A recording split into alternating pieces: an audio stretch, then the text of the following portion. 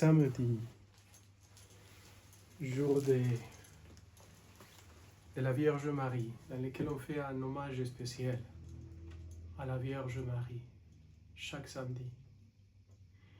Et nous sommes dans l'Évangile selon Saint Marc, chapitre 8.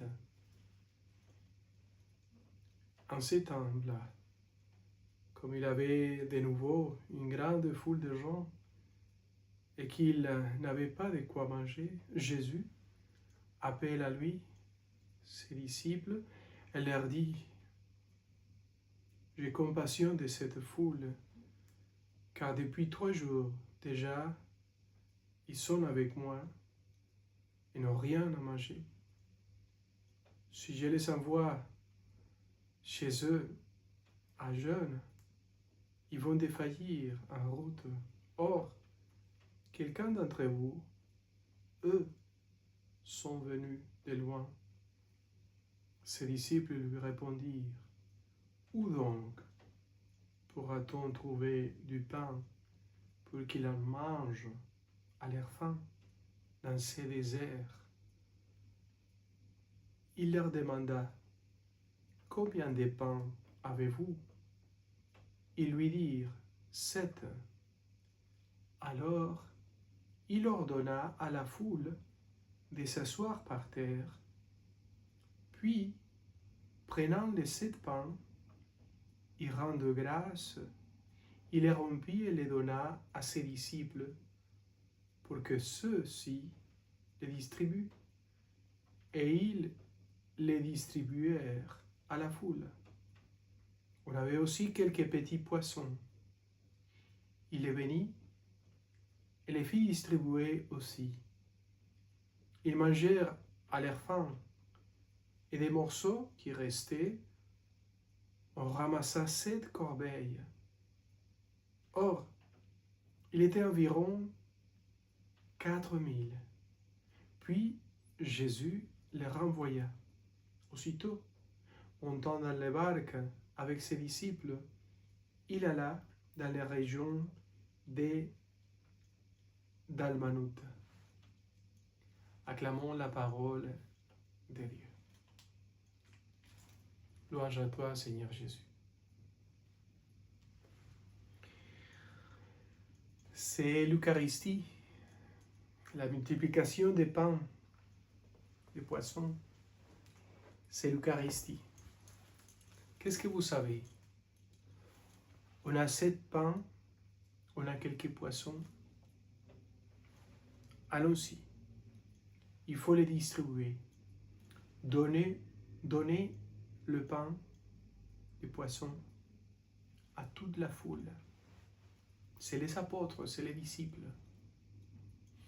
Les mêmes paroles qui sont utilisées là,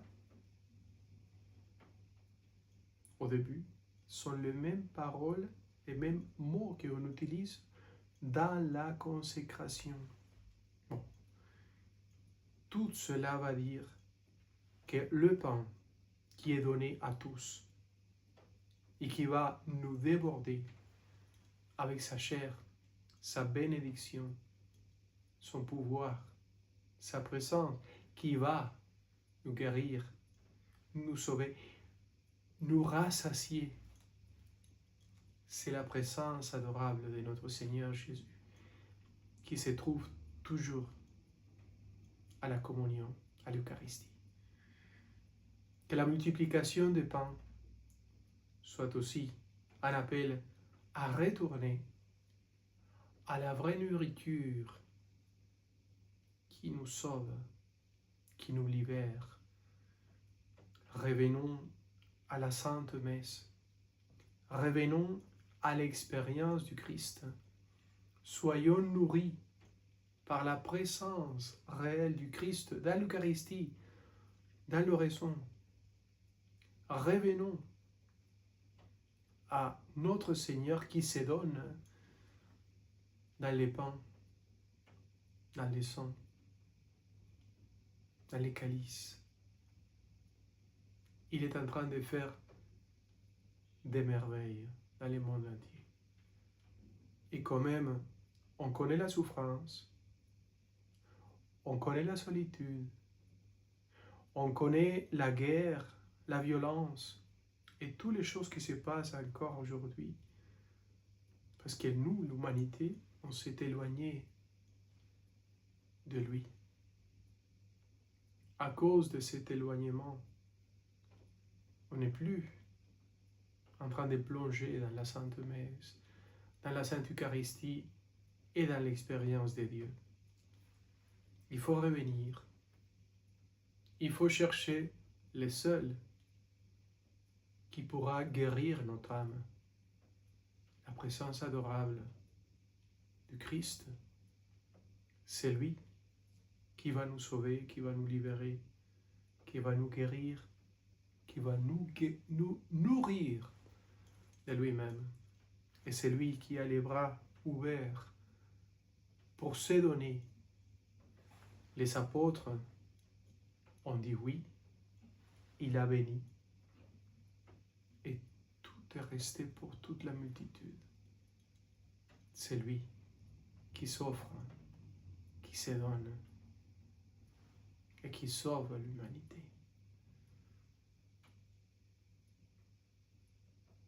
Que Dieu nous aide à retourner à la Sainte Eucharistie, à recevoir l'Eucharistie, retourner à la confession, expérimenter le pardon du péché qui fait notre Seigneur Jésus avec vous.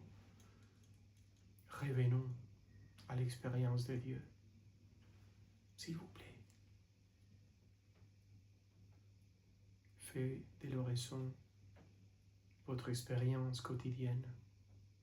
Que l'oraison, les dialogues avec notre Seigneur, soient votre pain quotidien, votre nourriture quotidienne.